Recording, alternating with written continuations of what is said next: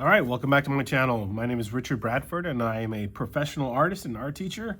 And today I'm going to talk about the wood chip brush. This is one of my favorite brushes. And I'm going to tell you why I love this brush and how I use it. Mostly I use it for when I'm painting trees. It's a great brush to use when you're trying to get leaves on a tree and you don't need a whole lot of detail. Now, if the tree's really close and you are painting a lot of details on a tree, you may not want to use this brush. But for me, I love using this brush when I'm painting a forest because this allows me to really get some good texture on my canvas that really looks a lot like leaves on a tree. So I'm going to show you how I use this. So first of all, I'm going to get some water going here. And I have just some outlines of just some trees, some branches on there. So I'm going to get my brush wet, and I don't want it to be super wet. So I'm going to tap it off a little bit. I really do not want it to be really, really wet because the wetter it is, the more it's just going to blotch things. And you don't want it just these big blotches. You want to see basically each individual bristle on here. I am going to get a little bit of green. We're going to do a little bit of burnt umber on here. Okay, so we're going to do some kind of dark leaves at first. So you see I'm just kind of tapping around.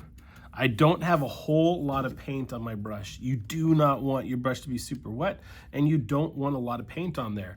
So quite often when I'm painting, I will have a piece of paper or something that I can kind of tap my brush off in, so that I can make sure that I don't have a ton of paint on there. If you have a lot of paint on there, it's gonna leave just big blotches, and you don't want that. So what I'm doing right now, and I'm gonna start with kind of my darker color. Sometimes I'll start with the light. It depends on what my background is. So if I already have a background, really colorful background, I may start with the lighter color, but we're gonna start with a kind of a darker color right now. See, and I'm just tapping around. And I don't want to tap too much because I don't want to just go for this big old blob on there. That's not what I'm going for. I want to be able to see, kind of give the effect of some leaves. There's still some sky in the background that you can see. Let's do it over here a little bit too. See, I have a little bit more water on my brush here. See, it's kind of getting blotchy, so too much water. So I'm gonna get some of my water off there. And I'm just tapping around.